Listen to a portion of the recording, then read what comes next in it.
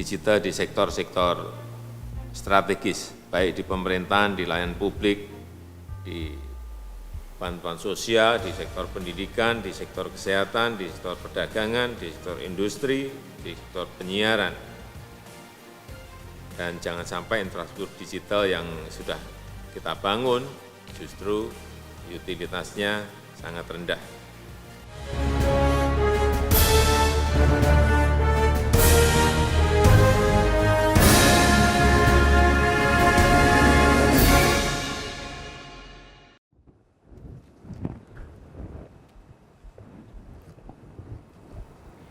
Selamat datang di Cemara 19 Channel dalam program Current Issue, program informasi aktual seputar kebijakan pemerintah dan informasi yang tengah menjadi perbincangan publik saat ini.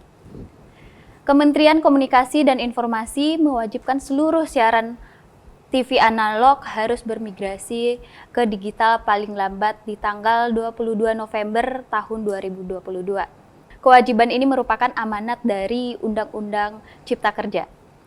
Untuk membahas tema kita pada hari ini, saya sudah bersama dengan Bapak Satrio Darmanto sebagai seorang pengamat konvergensi teknologi. Selamat datang, Pak. Apa kabarnya? Baik, Mbak. Terima kasih. Oke, terima kasih Bapak sudah bergabung bersama kami di studio Cemara 19 Channel terkait dengan kebijakan pemerintah tentang migrasi TV analog ke TV digital. Yang ingin saya tanyakan, Pak, apa sih sebenarnya urgensi atau tujuan pemerintah mewajibkan seluruh siaran TV analog ini harus bermigrasi ke TV analog, Pak? Ya, seperti itu. Saya izin membuka masker ya. Silakan, Pak. Terima kasih, Mbak Nini. Pertanyaannya sangat bagus. Kalau saya boleh mengatakan memang pertanyaan itu pertanyaan yang sangat mendasar ya. Kalau kita mendiskusikan mengenai TV digital, itu memang pertanyaan itu selalu muncul. Iya. Kenapa? Apa urgensinya gitu kan? Berarti. Nah, paling tidak ada 3 hal ya yang menjadi urgensi dari implementasi TV digital ini. Ya. Yang pertama memang karena Indonesia ini kan bukan negara yang berdiri sendiri ya, Mbak Nini ya. Ada satu komunitas global yang mana memang Indonesia harus berkomitmen ya. Khususnya memang karena Indonesia sudah meratifikasi perjanjian Geneva, khususnya dari Geneva 2006 ya, di mana waktu itu memang membicarakan mengenai frekuensi plan ya untuk TV digital atau terkenal dengan GE06 ya. Nah, di mana spektrum frekuensi radio ini kan memang sesuatu yang sifatnya ranah publik yang terbatas gitu ya. Okay. Bahkan kalau kita berbicara global itu nanti akan ada kaitannya apabila digunakan bersama-sama di batas negara. Misalnya di Batam ya, Indonesia dengan Singapura, lalu misalnya di Aruk ya, Indonesia dengan Malaysia, atau dengan di NTT ya, Indonesia dengan Timor Leste gitu ya. Itu akan menjadi persoalan, sehingga memang harus ada komitmen untuk melakukan harmonisasi.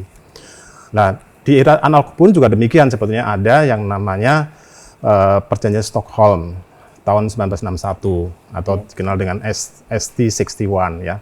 Itu yang mengatur mengenai spektrum analog. Nah, itu yang pertama. Yang kedua memang tuntutan efisiensi spektrum, ya Mbak. Karena spektrum ini kan ranah yang sangat terbatas ya, sehingga memang analog ini kan menggunakan kanal frekuensi yang cukup besar ya, sehingga memang harus diefisiensikan gitu ya. Karena nanti ada tuntutan teknologi baru yang mana itu membutuhkan frekuensi yang besar, sehingga nanti frekuensi 700 yang sekarang dipakai TV analog ini bisa sebagian diberikanlah untuk teknologi yang baru gitu ya. Nah, yang ketiga tentu saja tuntutan dari teknologi digital itu sendiri, karena mereka teknologi itu menawarkan fitur-fitur baru yang mana memang itu nanti akan bermanfaat bagi masyarakat. Masyarakat kan punya hak untuk mendapatkan sesuatu yang baru, yang modern gitu ya. Nah, memang nanti kaitannya nanti dengan masing-masing negara itu harus menentukan standar sendiri. Kalau misalnya standar telekomunikasi kan boleh lebih dari satu standar satu negara. Betul. Tapi kalau TV digital itu memang harus satu standar yang berlaku seluruh secara nasional. Ada standar DVB-T atau DVB-T2 ya yang diterapkan. Sebenarnya itu mengacu ke standar Eropa. Nah, Indonesia mengacu ke teknologi itu. Dan itu banyak digunakan oleh negara-negara lain. Nah, sementara ada teknologi dari Jepang ya, itu SDBT ya. Itu digunakan di Jepang dan juga Korea, Brasil, Filipina dan sebagainya. Lalu dari Cina ada sendiri, dan dari Amerika juga ada ATSC. Itu mungkin jawabannya ya Mbak Ini ya. Tapi menurut Bapak apa sih sebenarnya parameter teknis TV digital ini yang ditentukan pemerintah sendiri, Ya, Pak? memang kalau kita berbicara mengenai parameter teknis, ini memang pemerintah sudah menentukan ya. Karena memang kembali lagi standar TV digital ini harus dirancang sedemikian rupa sehingga lebih efisien gitu ya. Iya, Sehingga memang standarnya sudah ditentukan. Misalnya ada yang namanya modulasinya standar apa gitu ya. Lalu ada forward error correction-nya gitu ya. Lalu nanti mungkin parameter standar definition atau high definition itu berapa megabit per second. Karena kan kalau frekuensi TV digital sebenarnya kan satu televisi ini hanya menggunakan 8 MHz ya. 8 MHz dikonversi menjadi megabit per second.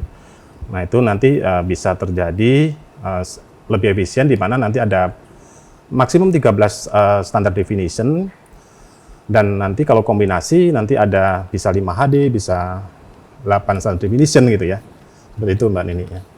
Baik Pak, untuk selanjutnya sebenarnya berapa sih kira-kira skala ekonomi yang diperoleh dari migrasi TV analog ini ke TV digital? Ya, paling tidak ada 3 komponen besar ya yang menjadi yang dapat dilihat dari perspektif ekonomi ya. Yang pertama adalah ketersediaan frekuensi ya. Nah, pada saat TV analog ini memang memerlukan banyak pemakaian pita frekuensi di frekuensi 700 MHz ya. Yang mana memang frekuensi itu boleh dikatakan frekuensi yang sifatnya golden frekuensi emas ya bagi telekomunikasi, karena dari karakteristiknya itu sangat cocok untuk berkomunikasi atau mengantarkan gelombang elektromagnetik gitu ya. Nah, frekuensi ini saat ini masih diduduki atau dipergunakan oleh TV analog. Itu lumayan besar Mbak, itu sekitar 328 MHz ya, atau dari sekitar 470 sampai 798 MHz ya, itu di analog. Nah, di digital itu hanya membutuhkan mungkin hanya 2/3-nya, lebih kecil karena ada efisiensi tadi kan. Betul. Yang mana ada 216 MHz, yaitu dari frekuensi 478 sampai frekuensi 694 MHz ya. Itu yang bisa digunakan untuk siaran TV digital ya. Termasuk juga ada sekitar 8 channel itu yang dipakai untuk teknologi baru atau keperluan khusus itu ya. Nah, jadi ada sekitar 112 MHz itu yang menjadi digital dividend atau keuntungan adanya migrasi ini. Dan itu kalau dikonversi menjadi nilai ekonomi sangat besar sekali, Mbak. Mungkin lebih dari 100 triliun angkanya, pernah ada yang melakukan riset ya per tahun ya, karena memang itu mungkin mempengaruhi PDB Indonesia mungkin sekitar 1 sampai 1,5% ya, cukup besar. Nah, dan mana memang ini nanti akan akan banyak dimanfaatkan sisanya ini yang 112 MHz ini untuk keperluan teknologi baru, atau orang mengatakan teknologi generasi kelima 5G atau 6G ya. Atau mungkin teknologi-teknologi lain misalnya untuk kebencanaan ya, untuk komunikasi data yang future teknologi lah gitu, seperti itu. Sehingga memang dalam hal ini menjadi sesuatu yang penting. Dan yang kedua adalah nilai ekonomi terkait dengan adanya bisnis baru pada saat ada TV digital, karena memang di analog sudah ada bisnis, tapi ini bisa berkembang lagi pada saat era digital ya. Misalnya kalau kita lihat Indonesia ini kan sekitar 60 juta sampai 70 juta household rumah tangga ya, yang saat ini memiliki televisi kan. Nah, coba kalau itu dihitung jumlah set-top box dan sebagainya, itu kan angka yang sangat besar ya. Gitu. Dan itu potensi industri dalam negeri untuk ikut terlibat memproduksi minimal berkolaborasi dengan industri asing, namun memiliki lokal konten atau TKDN ya, tingkat kandungan dalam negeri yang cukup tinggi. Syukur-syukur bisa di atas 30%. Nah, ini manfaatnya di sana. Ini skala ekonominya besar sekali di sana ya. Lalu yang lain adalah dari sisi perangkat-perangkat yang dipakai untuk multiplex, itu Indonesia juga bisa berkontribusi untuk memproduksinya atau minimal berkolaborasi dengan produsen skala global, sehingga minimal tidak hanya sebagai pelaku tapi juga tidak hanya sebagai pasar tapi juga sebagai pelaku ya, untuk bisa berkontribusi dalam memanfaatkan era teknologi digital ini. Nah, di samping itu juga misalnya ada konten-konten baru gitu ya. Yang ketiga ini ada konten baru, konten kreatif yang akan meningkatkan adanya digital ekonomi, dan juga bisa membuat semacam user generated content. Jadi masyarakat bisa membuat konten-konten yang khusus untuk TV digital. Yang ini potensinya lumayan besar ya. Belum lagi nanti dihitung dari iklan, lalu juga ada penambahan lapangan pekerjaan baru yang nilainya cukup besar ya. Nah itu potensi-potensi ekonomi yang hadir setelah ada era digital ini, Mbak ini. Ya. Oke, dari skala ekonomi yang cukup tinggi seperti yang Bapak bilang tadi, sebenarnya apa sih yang menjadi parameter teknis TV digital ini yang ditentukan pemerintah sendiri, Pak? Ya, kalau kita berbicara mengenai parameter teknis ya, memang standar Indonesia kan sudah memutuskan ini standar DVB-T2 ya, Betul. mengacu pada standar Eropa. Nah, Ya. pada saat kita berbicara mengenai standar DVB-T2 ini, tentu saja kita berbicara mengenai parameter teknik, misalnya modulasinya apa gitu kan. Betul, Pak. Modulasi kan sudah ditentukan, misalnya 64 QAM ya, yang ini merupakan standar CODM ya. Nah, lalu di samping itu juga apakah formatnya, apakah menggunakan standar definition atau high definition, atau kombinasi kedua-duanya gitu ya. Standar definition itu kan membutuhkan sekitar 2,5 megabit per second. Nah, kalau high definition itu membutuhkan sekitar 6 megabit per second. Jadi frekuensi yang 8 MHz ini dikonversi menjadi megabit per second. Itu kira-kira kalau dikombinasikan itu nanti dengan misalnya guard intervalnya ditentukan, pilot pattern, lalu juga FFT size-nya dan sebagainya, itu mungkin bisa kombinasinya bisa sampai 13 standard definition di satu kanal yang tadinya hanya dipakai satu channel gitu ya. Oke. Apalagi kalau analog ini kan satu channel masih membutuhkan yang namanya guard interval, yang channel atau tabu channel itu yang memang tidak boleh dipakai karena sebagai batasan supaya tidak jadi interferensi gitu. Oke. Makanya kalau misalnya di Jakarta itu channel ganjil, di Jawa Barat harus channel genap. Jadi tidak boleh ganjil juga gitu, supaya tidak terjadi interferensi gitu. Dan juga nanti ditentukan rasio proteksinya, karena sebenarnya sudah dibagi menjadi zona-zona layanan. Seperti itu Mbak Neni ya. Oke, untuk selanjutnya Pak, sebenarnya di sini ada sebanyak 70% atau 49 sampai 50 juta household atau rumah tangga yang sebenarnya masih menggunakan TV analog sendiri, Pak. Meski sebenarnya tujuan migrasi ini baik, namun di tengah krisis ekonomi karena sudah diakibatkan oleh pandemi COVID-19, namun hal ini berpotensi sangat membebani masyarakat untuk membeli perangkat tersebut yang mendukung migrasi TV ini, apalagi masyarakat yang ada di pedesaan, Pak. Nah, menurut Bapak, tanggapan Bapak seperti apa? Ya, ini pertanyaan yang menarik juga ya. Memang mungkin akan berpengaruh bagi masyarakat yang berada di tingkat ekonomi yang ini ya, yang rendah ya, iya. di bawah ya. Betul. Namun sebetulnya kalau kita lihat ya, kalau kita bandingkan dengan manfaat yang diperoleh ya, itu investasi set-top box ini tentu saja cukup worth it lah, artinya cukup memiliki benefit ya, karena kalau kita lihat harga set-top box ini kan berkisar mungkin Rp200.000 ya. Iya, betul. Ya.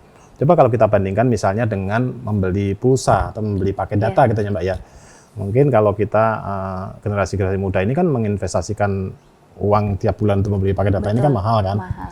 Nah, sehingga memang saya kira 200.000 ini kan hanya dipakai sekali membeli set-top box. Betul. Dan itu untuk seterusnya kan. Itu mungkin ya saya juga nggak tahu ya bagi mereka, tapi saya kira juga tidak terlalu tidak terlalu menjadi sesuatu yang sensitif, apalagi kan manfaatnya cukup besar gitu ya. Betul. Karena memang dengan adanya TV digital ini masyarakat mendapatkan haknya, yaitu peningkatan kualitas dari siaran itu, lalu kuantitasnya juga lebih banyak, tadinya cuma 1-2 channel, sekarang menjadi lebih banyak pilihan, lalu gambar lebih stabil ya, lebih stabil, lalu tidak ada gangguan. Dulu kan kalau kita nonton TV analog, apalagi kalau sinyalnya nggak kuat itu kan ada semutnya ya. Jadi pepatah ada gula ada semut itu ya berlaku juga di TV. Ada TV, ada semutnya gitu kan. Betul, Pak. Nah ini di TV digital ini nggak ada lagi karena semuanya sudah diproses sedemikian rupa sehingga gangguan-gangguan itu menjadi lebih bisa dikompensasi gitu ya. Wow, bagus banget. Ya menjadi bagus ya. Iya. Sehingga masyarakat mendapatkan haknya untuk menerima siaran yang berkualitas, dan di samping itu juga akan menambah misalnya potensi-potensi terjadinya ekonomi kreatif di sana, Mbak. Misalnya nanti kita bisa belanja itu melalui televisi. Lalu kita menonton siaran itu nanti kita bisa melihat secara lebih spesifik misalnya. Misalnya kita nonton misalnya ada racing mobil gitu ya. Itu kita bisa lihat spesifikasi dari mesinnya. Dengan kita klik nanti kita ada semacam informasi bahwa ini mesinnya berapa cc, lalu pernah menang di kejuaraan mana saja gitu ya. informasi detail itu yang tidak ditemukan di analog kan. Iya, betul. Ini menarik karena nanti di satu sisi bisa menambah peluang masyarakat untuk mendapatkan layanan baru yang tidak diperoleh di analog. Nah, di samping itu juga nanti mungkin bisa menggunakan e-commerce lewat televisi digital, lalu PPOB, voucher belanja, kupon dan sebagainya. Itu menarik nanti. Iya, betul, Pak. Karena memang televisi ini kelebihannya kan tidak membutuhkan internet ya Mbak ya, sehingga tidak ada biaya operasional. Sekali nonton ya mau nonton berapa lama pun juga nggak akan bayar kan. Betul. Dan sinyalnya kuat, stabil gitu ya. Dan juga nanti tentu saja akan diperoleh efisiensi secara nasional karena listriknya lebih hemat, dan dari sisi stasiun televisi juga jauh lebih hemat karena misalnya sebagai gambaran saat ini untuk melayani Jakarta ini masing-masing televisi operator TV itu harus memiliki transmitter itu mungkin lebih dari 120 kW. Itu kalau kita hitung listriknya berapa, besar sekali. Betul, Dan mungkin seruangan ini ya itu hanya untuk transmitternya. Tapi dengan adanya TV digital ini menjadi jauh lebih efisien, kecil, cukup mungkin cukup 1 kilo, 10 kilo itu bisa melayani seluruh Jakarta dan juga di kota-kota lain. Mungkin itu ya Mbak ya. Oke Pak, sebenarnya kesiapan infrastruktur digital dalam menopang program ini karena infrastruktur ini tentunya kan harus menyesuaikan dengan kondisi geografis, luas wilayah, keterbatasan frekuensi radio, dan kemampuan teknologi siaran digital. Nah, bagaimana dengan hal ini menurut Bapak? Benar, memang itu juga menjadi concern pemerintah karena migrasi ini kan sebenarnya sudah disiapkan lama. Bahkan saya itu terlibat mulai tahun 2003, Mbak. Udah lama sekali. 2003, lalu sempat ada pending, 2007 rame lagi, sempat sepi, 2011 rame lagi gitu. Sampai akhirnya 2019 dan sekarang ini kan. Cukup lama. Namun pemerintah itu juga sudah menyiapkan seluruh infrastrukturnya, baik infrastruktur yang sifatnya soft infrastruktur, peraturannya kan, sampai ke model bisnisnya, sampai kepada kesiapan infrastruktur secara fisik, misalnya infrastruktur teknik ya, itu sudah disiapkan. Pemerintah mendorong itu. Misalnya pemerintah itu sudah mengamandemen atau mengganti Undang-Undang 32, Undang-Undang Penyiaran yang boleh dikatakan masih di era analog ya, itu menjadi undang-undang yang lebih cocok untuk digital, teknologi digital. Itu Undang-Undang 11, Undang-Undang Cipta Kerja lah, kita semua tahu ya, yang cepat ramai itu. Tapi memang di sisi proses-sosial, Undang-Undang 11 ini sangat positif ya. Dan juga ada PP 46 tahun 2021, itu yang mengatur mengenai pos telekomunikasi dan penyiaran. Nah, memang pemerintah sudah menyiapkan itu. Itu mengatur aturan main lah Mbak, untuk operator maupun masyarakatnya gitu. Di samping itu juga PM 06 tahun 2006, itu mengatur mengenai rencana induk master plan, frekuensi master plan. Jadi seluruh Indonesia itu sudah ditentukan coverage-nya gitu. Jadi tidak boleh ada interferensi dan tidak boleh ada misalnya sinyal yang lemah gitu. Karena kalau sifat TV digital ini, kalau begitu sinyalnya lemah ya hilang gitu saja gitu. Bukan berkurang kualitasnya, tapi ada atau tidak ada sama sekali gitu kan. Sehingga memang sudah dihitung sedemikian rupa, ada test point-nya, sehingga memang coverage-nya ditentukan, sehingga memang seluruh Indonesia itu sebenarnya sudah ditentukan gitu. Lalu termasuk PM nomor 4 tahun 2019 tentang persyaratan teknik ya, alat dan perangkat, baik set-top box-nya maupun transmitternya. Lalu PM nomor 3 2019 tentang pelaksanaan penyiaran simulcast ya. Dan juga memang kalau saya lihat ya, saya amati hampir semua lah TV swasta sudah siap infrastrukturnya, infrastruktur fisik ya Mbak ya, termasuk sumber daya manusianya. Mereka sudah siap, tinggal gongnya pemerintah aja. Pemerintah begitu peraturannya tegas, pasti orang bisnis kan melihat kepastian regulasi kan Mbak. Kalau regulasi sudah pasti, mereka pasti akan siap, mereka akan lari secepat itu. Dan sumber daya manusia saya kira juga sudah siap. Jadi infrastruktur saya kira sudah tidak ada isu ya Mbak ya. Sudah sangat mantap berarti ya Pak. Ya. Tapi di sisi lain sebenarnya sudah banyak media informasi, edukasi atau hiburan selain televisi yang mudah sekali diakses oleh masyarakat, seperti contohnya YouTube channel, terus kemudian sangat memungkinkan masyarakat lebih tertarik untuk mengakses media lain selain televisi. Dan terkait kebijakan ini, rencananya pemerintah sendiri akan menyediakan perangkat pendukung untuk masyarakat yang tidak mampu. Menurut Bapak seperti apa? Ya, itu memang benar sekali ya, bahwa adanya teknologi baru seperti off on the top ya, OTT ya. OTT bukan OTT KPK ya Mbak ya, tapi off on the top. Jadi itu memang sudah sangat terkenal di industri penyiaran karena sifat siarannya yang mudah, mobile gitu ya. dan juga bervariasi gitu ya, Mbak Betul, ya. Pak. Namun memang kalau kita lihat ya potensi pasar untuk teknologi TV digital free to air ini, terrestrial ini memang memiliki segmentasi yang tidak bisa terkalahkan gitu. Bahkan kalau kita amati di negara-negara lain pun tetap memiliki segmen pasar yang memang tidak tertinggalkan gitu, tidak ditinggalkan. Karena apa? Karena memang pertama TV digital yang free to air ini kan tidak membutuhkan bandwidth, sehingga kita nonton berapa jam pun tidak keluar biaya kan. Kalau OTT kan ada biaya, belum biaya langganan, belum nanti kalau misalnya ada nonton yang HD itu bandwidthnya lebih besar kan, yang high definition television gitu ya. Kalau TV digital ini kan tidak ada biaya pertama. Yang kedua dari sisi informasinya gitu ya. Dari sisi informasinya kan lebih bisa dipertanggungjawabkan karena jelas siapa yang menyiarkan kan. Betul, Pak. Boleh dikatakan hampir tidak ada lah selama ini televisi itu menyiarkan hoax ya, hampir tidak ada karena mereka juga tidak berani karena mudah sekali terkontrol lah. Apalagi ada KPI kan, Komisi Penyiaran Indonesia yang ya begitu mereka melakukan sesuatu yang menyimpang ya bisa dikasih teguran kan, bahkan terancam untuk dibekukan izinnya misalnya. Nah, lalu di samping itu juga menurut beberapa lembaga survei ya, misalnya Nielsen, misalnya IDN Research itu ya, itu mungkin lebih dari 80% ya, atau bahkan 89% itu ya, itu masyarakat masih menjadikan televisi ini sebagai sumber informasi yang mereka percaya. Iya, betul. Khususnya masyarakat atau generasi muda umur 21 sampai 36 tahun itu masih mengandalkan televisi, masih menonton televisi itu sebagai sumber informasi yang bisa dipercaya. Gitu. Ya memang mereka juga menonton OTT kan, nonton TV internet misalnya, tapi tetap untuk informasi yang dipercaya itu mereka pasti akan mencari televisi. Benar nggak sih? Bisa kejadian besar itu, kejadian yang perlu dikonfirmasi mereka mencari televisi gitu. Nah, alasannya karena memang televisi dianggap masih bisa dipertanggungjawabkan tadi gitu kan. Lalu konten hiburan juga bisa dipertanggungjawabkan karena media TV ini hampir 100% terbebas dari konten yang berbahaya gitu. Kalau kita browsing lewat internet misalnya kita bisa menemukan konten-konten yang berbahaya kan. Apakah pornografi, sara dan sebagainya kan.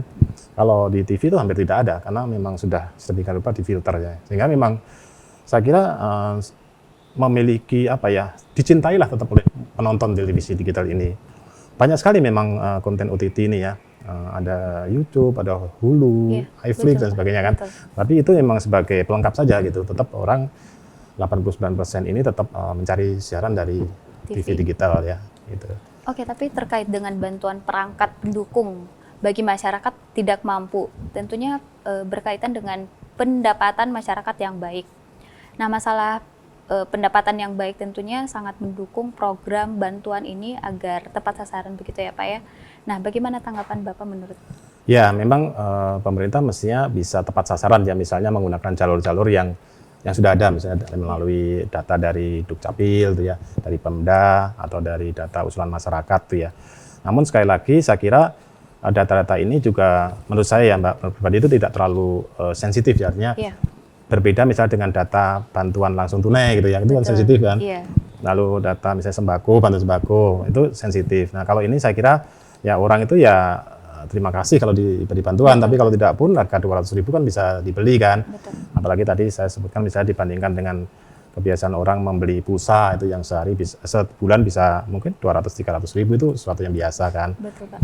Lalu tentu saja nanti juga ada bantuan dari pemerintah yang berupa komitmen dari televisi yang mengajukan izin multiplexing karena mereka berkomitmen untuk memberikan kontribusi setobok. Ada yang angkanya skala 1 jutaan itu ya, ada yang puluhan ribu, ya, ada ratusan ribu gitu ya.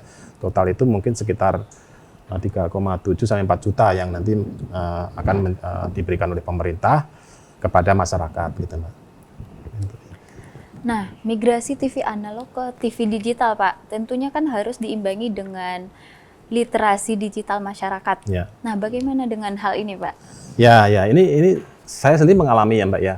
Tahun berapa ya sebelum pandemik ya itu pemerintah kan sudah sempat melakukan sosialisasi ya, ke hampir semua provinsi. Ya. Jadi tujuan sosialisasi ini pertama memang menyampaikan bahwa ini rencana pemerintah seperti ini ya, dampaknya bagi masyarakat apa, benefit yang diperoleh masyarakat apa, dan ini sebenarnya sebagai sarana untuk membuat masyarakat menerima haknya untuk menerima siaran televisi yang lebih bagus ya. Nah, dalam sosialisasi ini memang banyak yang bertanya sebenarnya apa sih TV saya kan masih ada gitu kan. Betul. Namun kan TV ini belum masih bisa digunakan gitu kan. Tidak harus dibuang atau tidak harus diganti gitu. Karena pada dasarnya kan nanti TV ini bisa dijadikan untuk menampilkan gambarnya. Nanti ada set-top box. Set-top box itu kan mengkonversi sinyal dari analog ke digital kan. Tapi bisa dikonversi lagi ke analog, masuk ke TV analog gitu sehingga memang masih bisa digunakan. Lalu di samping itu juga literasi itu memang penting kan dimanapun di negara manapun ya, literasi digital itu sesuatu yang penting karena berkaitan dengan kesiapan masyarakat. Misalnya kebetulan saya kan terlibat dalam program Kominfo juga di Bakti ya, di Bakti Kominfo itu memang sasarannya adalah bagaimana melakukan inklusi digital di masyarakat yang belum belum memperoleh layanan internet ya. Banyak sekali kegiatan yang akhirnya memang masyarakat itu responnya bagus, Mbak. Apalagi kalau misalnya kita bisa melibatkan tokoh masyarakat. Ya. Biasanya begitu tokoh masyarakat itu udah setuju atau sependapat dengan kita, pemerintah pusat, itu mereka yang di bawah itu akan ikut gitu. Itu yang menarik gitu. Walaupun kadang-kadang memang mungkin tokoh masyarakat itu membutuhkan effort yang cukup besar untuk meyakinkan gitu ya.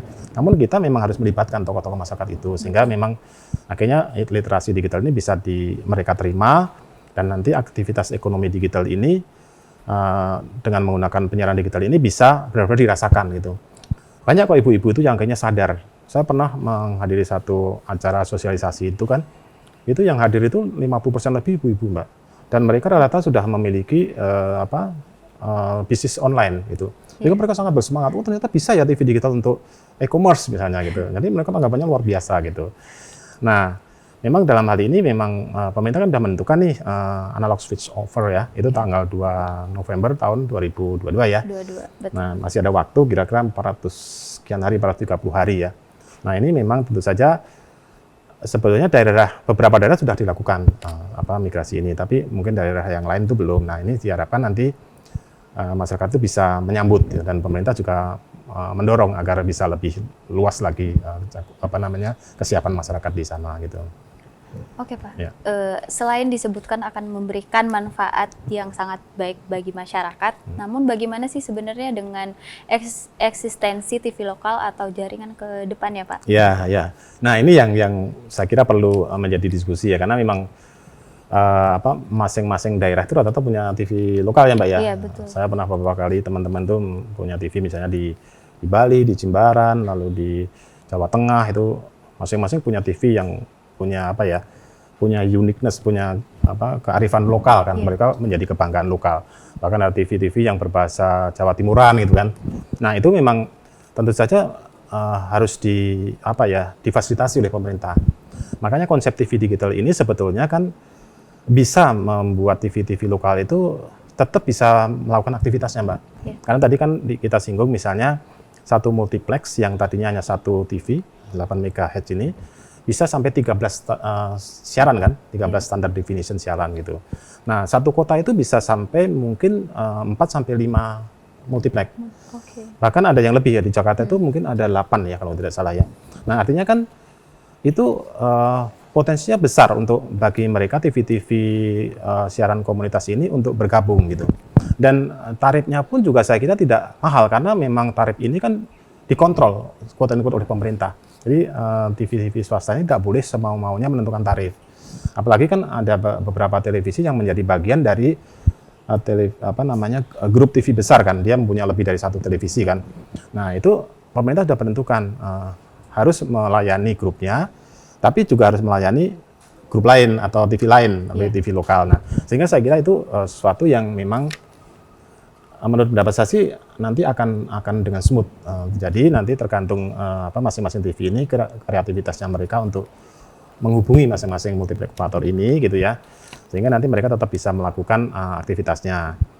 Lalu tentu saja nanti dalam satu wilayah layanan itu kan saya kira lebih dari 5 MUX ya, 5 MUX. Sehingga memang nanti masing-masing wilayah layanan itu pasti akan mendapatkan komposisi yang seimbang antara TV nasional dengan TV lokal dan TV komunitas. Ya, mungkin seperti itu Mbak. Ya. Oke, jadi sebenarnya apa sih harapan Bapak tentang kebijakan migrasi TV analog ke TV digital dalam konteks transformasi digital Pak? Ya, oke. Menarik ini, Mbak. Saya sebagai praktisi di bidang penyiaran ya, pengamat juga ya, itu sebenarnya saya terlibat itu sudah sejak tahun 2003, Mbak. Sudah cukup lama dan ada dari beberapa era ini, kadang-kadang ada perkembangan yang bagus, kadang-kadang agak kendor gitu ya, Mbak ya. Nah, saat ini kan sudah bagus nih, semuanya sudah siap, semangatnya udah tinggi-tingginya gitu lah, Mbak. Betul, Mbak. Ya, saya sih berharap kita semua mendukung ya harapannya, dan juga kita semua sadar bahwa hadirnya TV digital ini memberikan manfaat dan juga masyarakat bisa mendapatkan haknya untuk menerima siaran televisi secara lebih bagus, dan juga ini tidak kalah dengan kehadiran teknologi-teknologi baru di negara lain kan. Dan yang penting masyarakat ini mendapatkan benefit dari sisi dari sisi siarannya, kontennya, informasinya. Namun di sisi lain industri juga akan terlibat untuk berkontribusi. Industri set-top box, industri antena, industri multiplexer ya, lalu industri kabel, konektor, itu diharapkan nanti pelaku-pelaku industri dalam negeri ini ada banyak itu bisa terlibat dan bisa menyediakan perangkat dengan tingkat kandungan dalam negeri yang tinggi gitu ya. Sehingga memang nanti TV digital ini harapan saya sih bisa menjadi sarana untuk sama-sama untung, win-win kan. Dan yang lebih penting kan kita sekarang di industri telekomunikasi ini mempersiapkan teknologi baru atau teknologi 5G atau 6G ya. Nah, ini kan membutuhkan alokasi frekuensi sangat besar gitu. Nah, kalau dari operator televisi ini tidak mau atau enggan untuk merelakan sebagian frekuensinya, nanti mereka nggak dapat frekuensi gitu. Betul, apalagi frekuensi 700 MHz ini kan frekuensi yang sangat bagus, sehingga nanti diharapkan dengan adanya migrasi ini ada digital dividend, ada sebagian frekuensi yang bisa dialokasikan untuk telekomunikasi, teknologi baru ya, sehingga akhirnya masyarakat juga yang mendapatkan benefit kan, Mbak. Betul. Nah, sehingga memang tentu saja nanti kita semua menjadi masyarakat yang bisa mendapatkan manfaat, dan juga nanti ya semua pihak juga happy gitu ya, happy. Nah, sehingga memang nanti harapan kita, Mbak Nini juga mendukung, saya mendukung, teman-teman mendukung ya, sehingga ini bisa dilaksanakan dengan baik ya, sesuai ya rencana gitu ya. Amin, Pak. Terima kasih Pak Satrio Darmanto atas kesediaannya dalam program Current Issue kali ini. Semoga publik mendapatkan informasi yang jelas dan bermanfaat, khususnya tentang migrasi TV analog ke TV digital, Pak. Ya. Silakan, ini Pak. saya satu hal ya, boleh silakan, ya? Pak, silakan. Ini saya ingin menunjukkan satu buku ya, yang berjudul Jejak Langkah Televisi Indonesia ya. Ini ditulis oleh Pak Alek Kumara almarhum. Kita semua tahu Pak Alek ini salah satu tokoh di industri penyiaran. Iya. Beliau sangat concern di bidang itu, dan diharapkan nanti bisa melihat atau belajar dari pemikiran beliau yang sangat futuristik ya, sehingga kita semua jadi tahu bahwa apa yang terjadi mulai dari sejarahnya, mulai dari perkembangannya, dinamikanya gitu ya, sampai hal-hal yang lucu yang ada di proses televisi itu sampai sekarang ini. Saya sangat berharap kita semua menghargai Pak Alek yang sudah susah payah ya menjadi tokoh di bidang penyiaran. Seperti itu, Mbak Didi, terima kasih banyak. Oke, Pak, terima kasih. Saya Nini Marniasti dari studio Cemara 19 Channel. Jangan lupa subscribe, like, komen, dan share YouTube Cemara 19 Channel. Cemara 19 Channel hanya untuk orang-orang yang ingin maju dan hidup damai.